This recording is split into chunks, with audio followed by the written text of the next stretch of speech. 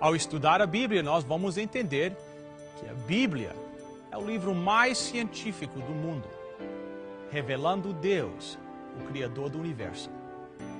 Hoje não está escrito uma conversa muito interessante com o nosso convidado especial sobre a Bíblia e a ciência. Voltaremos dentro de poucos instantes. Venceu a prova do tempo. O livro de Deus, a Bíblia. Ainda relevante neste mundo complexo. Está escrito, partilhando mensagem de esperança ao redor do mundo.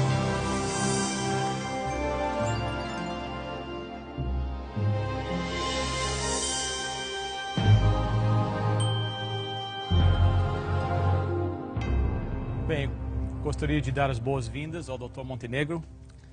Aqueles que assistem ao programa já conhecem o Dr. Montenegro, que ele já apareceu várias vezes no nosso programa. Bem-vindo mais uma vez. Eu que agradeço o convite. Dr. Montenegro nasceu no Brasil, formado em engenharia e recebeu o PhD no Max Planck, na Alemanha. E hoje você mora na Alemanha e trabalha lá na área de bioengenharia. Exatamente. Depois de concluir os estudos no Brasil, o que nós chamamos da graduação, né? Eu terminei engenharia, depois fiz mestrado na área de química e eu me mudei para a Alemanha para fazer doutorado. Fiz doutorado na área de físico-química no Instituto Max Planck. Tive o privilégio de trabalhar aqui no Canadá por um tempo. Trabalhei 3 anos como cientista aqui no Canadá e recentemente voltei para a Alemanha para trabalhar também na área de bioengenharia, no desenvolvimento de novos equipamentos e materiais na área de medicina. Então, isso é o que eu faço diariamente, né? Além de estudar a Bíblia. Muito obrigado. E nós agradecemos que você aceitou nosso convite e veio da Alemanha, especialmente para gravar esses programas. Nós agradecemos. Na introdução, eu falei que durante séculos tem existido aquele conflito entre a Bíblia e a ciência. E, na realidade, muitas pessoas hoje ainda pensam que para aceitar a palavra de Deus, nós temos que virar as costas de tudo quanto o laboratório tem provado. Mas, na realidade, não é assim. Que ao nós estudarmos a Bíblia, nós vamos ver que a Bíblia é um livro científico, que não contradiz a ciência. Não é verdade? É. A maneira que eu vejo hoje a ciência e a Bíblia, na minha opinião, há uma ciência que a Bíblia tem como foco principal, chama-se soterologia, que é a ciência da salvação. Mas as pessoas que dizem que a Bíblia não é um livro científico, ou não é um livro que contém ciência verdadeira, é porque nunca leram a Bíblia de maneira cuidadosa, não prestaram atenção nos detalhes. Mas se há um livro, um texto antigo, por assim dizer, que contém uma ciência tremenda, esse texto é a Bíblia. Então nós temos, praticamente todas as ciências estão mencionadas na Bíblia, desde a matemática até a medicina. Interessante. Em todas as áreas nós temos textos que, se nós tivéssemos o cuidado de analisar com bastante afinco, nós iríamos encontrar verdades tremendas ali. E muitos dos problemas que assolam a humanidade hoje nós já teríamos tido a solução para tais problemas. Interessante. Então, um dos segredos do estudo da Bíblia é não vir ao estudo da Bíblia com um preconceito, né? Com as ideias já formuladas, né? E esse, na verdade, é um dos grandes problemas até para a ciência em certo. Si. Os preconceitos e as ideias pré-formadas atrapalharam o desenvolvimento científico por séculos. Inúmeras ideias científicas que eram estabelecidas no passado atrapalhar ou arruinar o desenvolvimento científico por séculos, coisas que foram desenvolvidas na época dos filósofos gregos, por assim dizer, e permaneceram como ideias válidas, a própria estrutura do sistema solar que eles haviam desenvolvido, e muitas pessoas adotaram aquilo como verdade. Quando outros cientistas vieram falando as suas descobertas, eles foram detidos, eles não tiveram o seu direito de se expor. Esse foi o caso de Galileu, por exemplo. Exatamente. Muita gente diz que foi, Galileu estava contra a Bíblia. Isso é uma mentira, Galileu não estava contra a Bíblia. Galileu, muito pelo contrário, ele era um tremendo crente nas Escrituras. O grande problema é que a ciência estabelecida na época não concordava com as ideias de Galileu. E essa ciência, ou os cientistas da época, pegaram o apoio da igreja dominante e forçaram essa igreja, ou induziram a igreja a condenar as ideias de Galileu. Mas o problema todo foram as ideias preconcebidas da própria ciência da época. Então esse preconceito, muitos dizem, existe só na área dos cristãos. Os cristãos não são os únicos com preconceito, então. O preconceito é uma coisa generalizada na raça humana. Na raça humana. Interessante. Hoje eu gostaria de focar um pouquinho mais na área de matemática. Sim. E a matemática na Bíblia. O uso de números, etc. O que é que o doutor podia nos falar sobre isso? Olha, a matemática, viu, é uma disciplina tão importante que a maioria dos cientistas concordaria que se um fenômeno não pode ser descrito de maneira na linguagem matemática, ele ainda não foi completamente entendido. A matemática ela está contida e Deus ele utilizou a matemática para desenhar o universo que nós conhecemos. Deus ele utiliza a matemática na Bíblia do começo ao fim. Há livros na Bíblia que são verdadeiras aulas de geometria, quando Deus dá dimensões, ele dá razões, proporções ali. Eu queria ler um texto com você. Vamos. Que está no livro de Isaías, no capítulo 40, eu já havia preparado esse texto aqui, que eu acho muito interessante a maneira, a linguagem que Deus fala aqui. No capítulo 40 de Isaías, verso 12, diz: quem mediu com a concha das mãos as águas, ou tomou a medida dos céus aos palmos? Quem recolheu numa medida o pó da terra, ou pesou os montes e os outeiros em balanças? Deus está utilizando termos matemáticos aqui.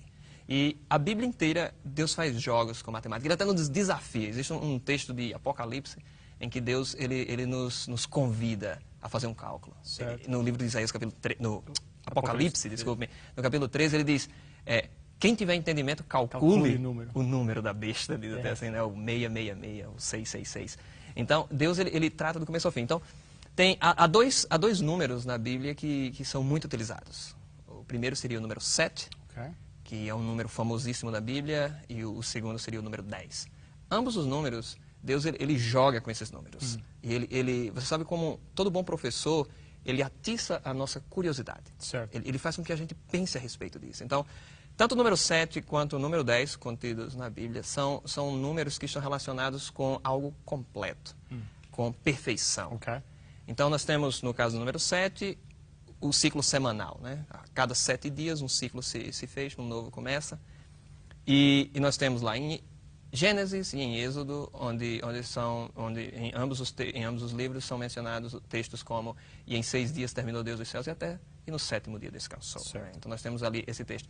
E não só aí, o número 7 é utilizado em vários outros textos na Bíblia. Poderia citar com você no livro de Apocalipse, nós temos os selos, os 7 selos, as 7 igrejas, 7 trombetas. Então, várias séries do número 7, e todas elas estão relacionadas com algo completo. Toda a história da humanidade contada ali em ciclos, e nós temos em diferentes aspectos, mas sempre utilizando o número 7 como uma maneira de fechar uma história, de concluir. Porque Deus ele utiliza esse número 7 numa linguagem de algo completo, de algo perfeito, né? E já o número 10, nós temos o código decimal, são os nossos 10 dedos, e a humanidade desenvolveu esse código decimal, é bastante comum entre todas as civilizações. E no caso da Bíblia nós temos os 10 mandamentos, nós também temos o número 10 apresentado lá nas 10 pragas no Egito, e vários outros textos relacionados com o número 10.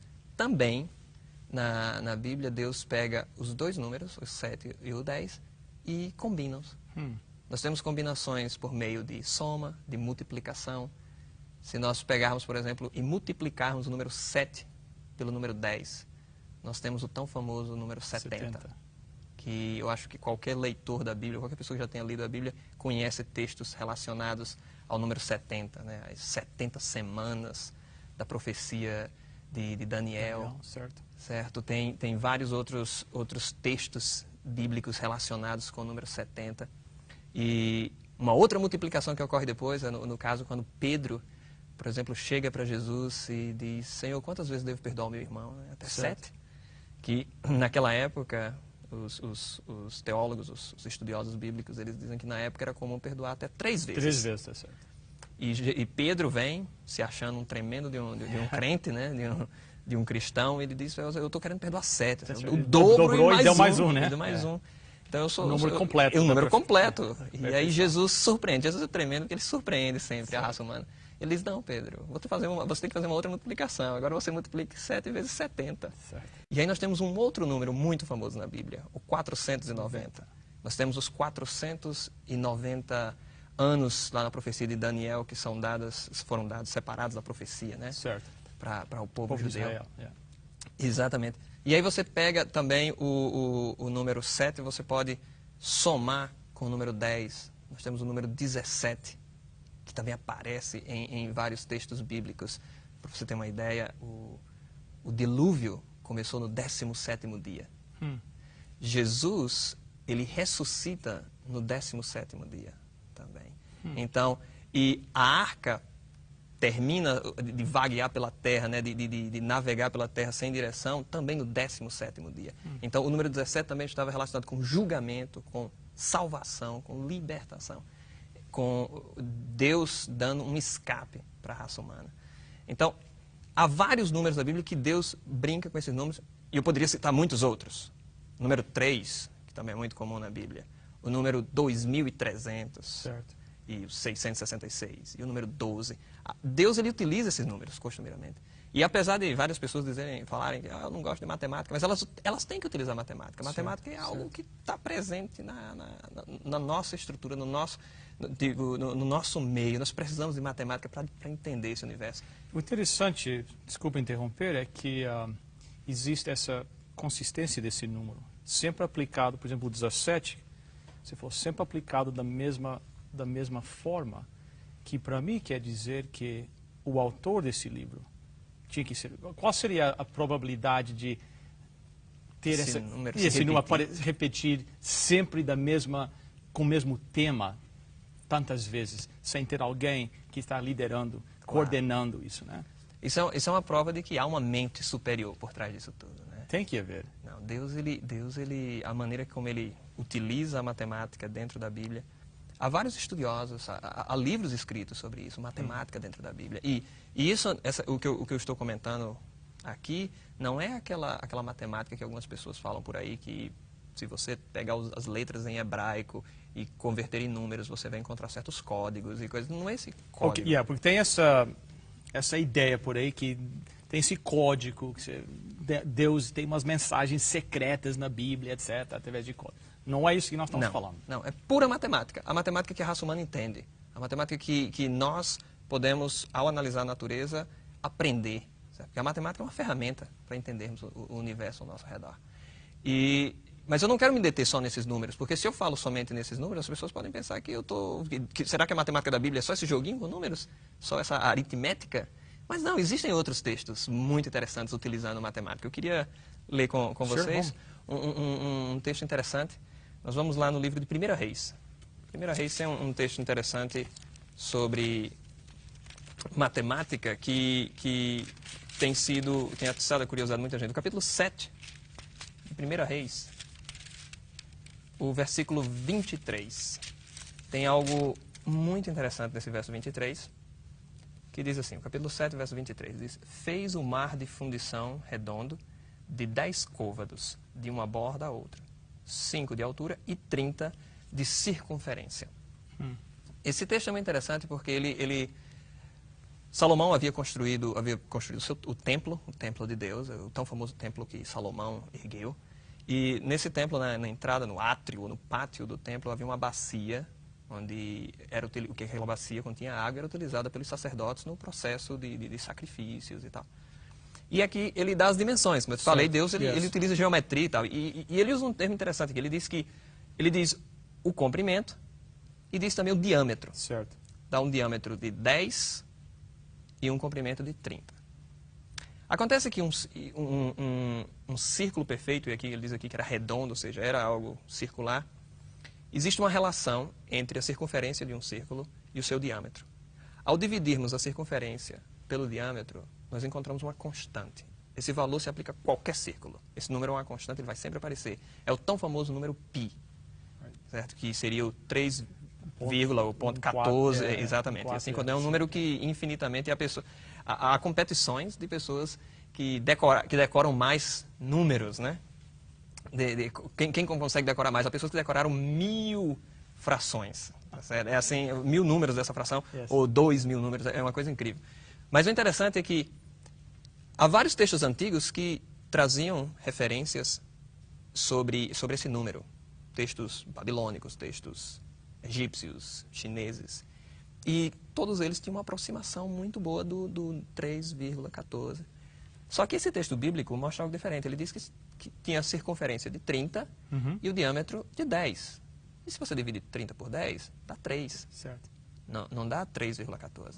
Então, por muitos séculos, as pessoas duvidaram do texto bíblico porque aqui estava errado. Certo. Viu, aqui a Bíblia não tem um erro aqui. Não existe esse negócio. Se você divide a circunferência pelo diâmetro, tem que dar 3,14. Não dá um valor exato de 3. Certo.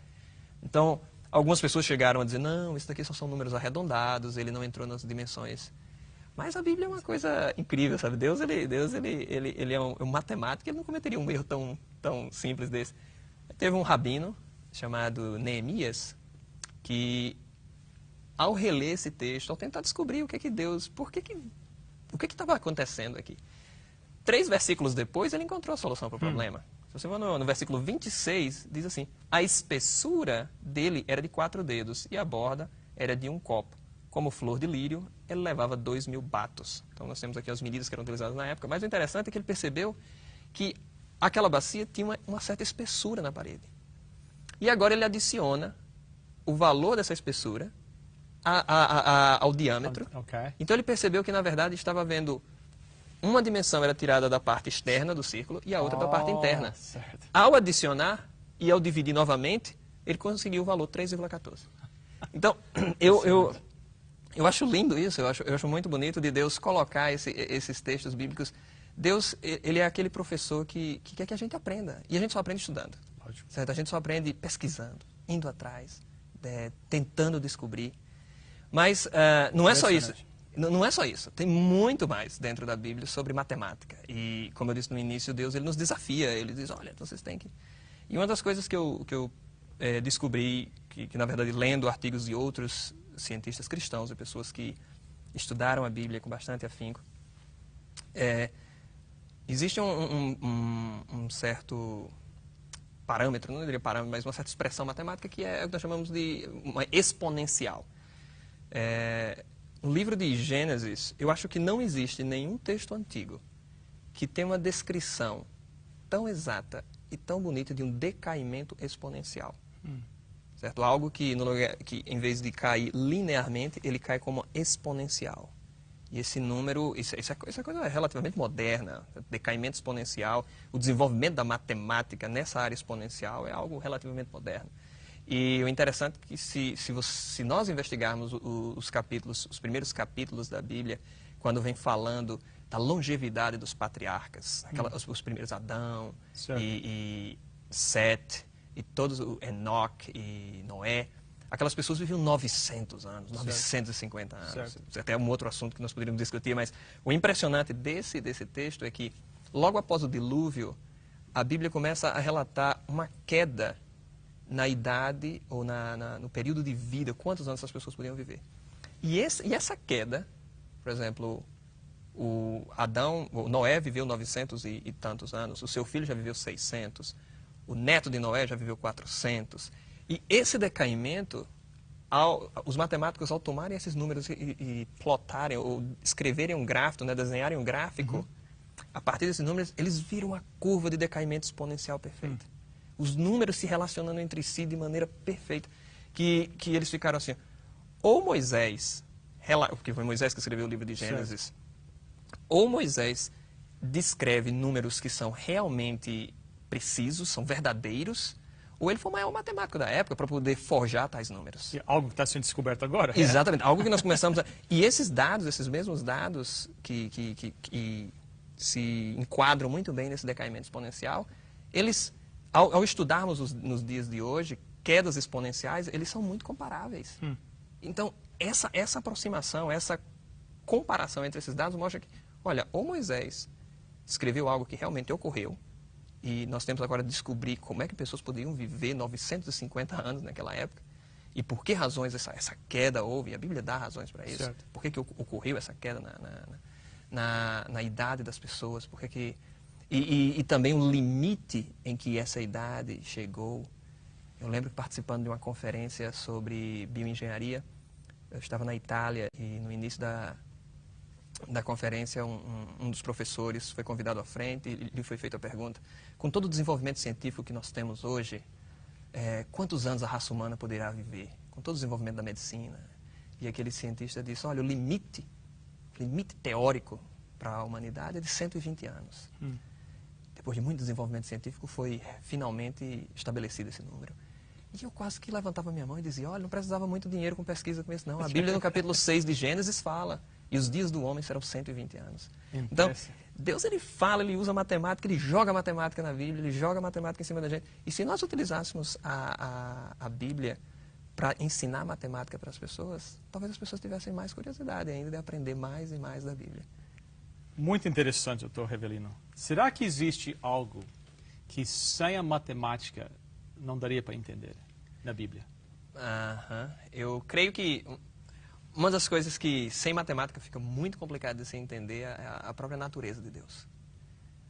Por exemplo, se eu discuto com você aqui a questão de dimensões, né? Eu te peço assim, olha, quantas dimensões você é uma criatura de quantas dimensões? Você vai dizer, 3, né? Eu tenho um comprimento, largura, altura. Mas se eu peço para você, olhe para a quarta dimensão, você não consegue olhar para a quarta dimensão. É algo extremamente complexo, é extremamente abstrato. E quando nós lemos na Bíblia sobre a natureza de Deus, lá fala que ele é onipresente, onisciente, onipotente. Então, entender várias dimensões além das 3 que nos são comuns, só dá para se entender através de matemática. Nós temos que, através de matemática, visualizar tais coisas. Então, a matemática é extremamente importante nesse aspecto de certas coisas que os nossos olhos não conseguem ver, tá certo? Que nós precisamos ver através de números, através de expressões matemáticas, para entendermos essa questão da natureza de Deus. Eu acho que esse seria um campo muito fértil com relação para a matemática, com relação a Deus.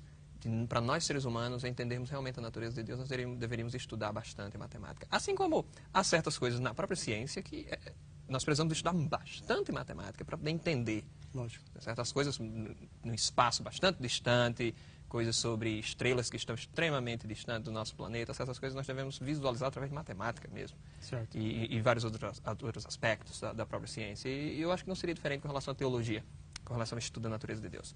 Deus, ele também, Jesus, ele também usa uma expressão interessante de inequações. Ele usa, a Bíblia é cheia de equações, mas também Jesus usa uma inequação que eu acho super interessante para poder explicar não somente a questão da inequação, mas também a questão das percentagens. Uma senhora muito pobre entra no templo e coloca uma moeda como oferta. E um homem muito rico vem e coloca uma oferta muito grande. E Jesus olha para os discípulos e diz, a oferta daquela senhora foi maior do que a daquele homem. Certo. E para os discípulos aquilo era muito complexo de se entender. Como pode uma só moeda tão pequena ser maior do que toda a oferta daquele homem? E nós só podemos entender isso através de matemática também. Quando você analisa que aquela mulher, percentualmente, ela deu muito mais. Porque ela deu 100% do que ela tinha.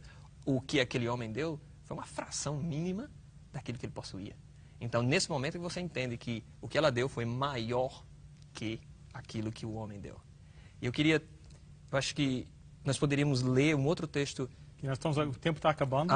Que pena, mas eu queria ler com você um texo bastante interessante no livro de Jeremias, no capítulo 33. No capítulo 33 de Jeremias, no versículo 22, tem um outro conceito matemático muito forte, muito bonito, que é introduzido aqui. No capítulo 33 de Jeremias, verso 22 diz, como não se pode contar o exército dos céus, nem se medir a areia do mar. Eu quero parar aqui. Eu quero dizer que esse verso introduz a ideia, para nós, a ideia do infinito, que é uma ideia também bastante abstrata. Como é que eu posso entender algo que não tem fim, né, que nunca acaba? E Deus está dizendo aqui, olha, há certas coisas que são infinitas, certas coisas que nós nunca vamos chegar ao fim. Entender a questão do fim, ou entender a questão do infinito é algo complexo. Certo. Mas a Bíblia traz isso, de um Deus infinito, de seu amor ser infinito. Esse verso também traz uma outra ciência que, se nós tivéssemos a oportunidade de uma outra ocasião falar, esse verso diz que não se podem contar as estrelas do céu. E que isso é algo que nós teríamos muito que conversar sobre astronomia. Mas eu não sei se... Bem, quem sabe nós vamos estender o convite. Você voltará numa outra oportunidade e quem sabe vamos falar sobre as estrelas, a astronomia e o seu relacionamento com a Bíblia. Ótimo, eu agradeceria a oportunidade. Muito obrigado pela sua presença. Prazer. Foi muito interessante. Vamos orar. Querido Deus, nós te agradecemos pelo entendimento que o Senhor deu a homens como o Dr. Revelino. E nós te agradecemos pela tua palavra. Palavra que fala de amor, fala da ciência, mas mais importante, que apresenta um Cristo Salvador. Amém. Meu desejo nesta hora, querido Deus, é que cada pessoa ouvindo a minha voz possa aceitar a oferta que Cristo dá. Uma nova vida, com paz e com amor, e perdão dos pecados. Em nome e por amor de Jesus nós oramos. Amém.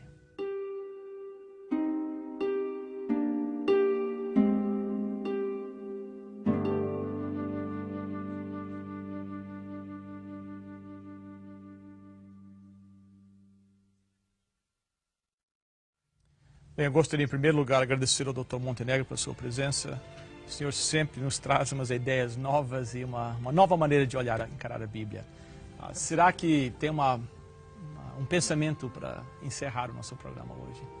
Olha, eu acho que de tudo que se aprende na Bíblia, o mais importante é não esquecer que de toda a ciência, de toda a matemática, de toda a história, nós poderíamos ter falado muitas outras coisas. É importante entendermos que existe uma coisa infinita que Deus deixa bem claro, o amor dele por nós. Se entendermos isso, já vale tudo. Se entendermos isso, entendemos tudo. Né? Exatamente. Muito obrigado, Dr. Montenegro. Prazer para mim. Amigo, nós gostaríamos de avisar que nós temos um website que está à sua disposição. Vocês podem ir lá e ver esse programa, www.estaescrito.ca. Bem, nós vamos estar aqui de novo na próxima semana, mesmo horário, no mesmo canal. Até lá, lembre-se, está escrito, nem só de pão viverá o homem, mas de toda a palavra que procede da boca de Deus.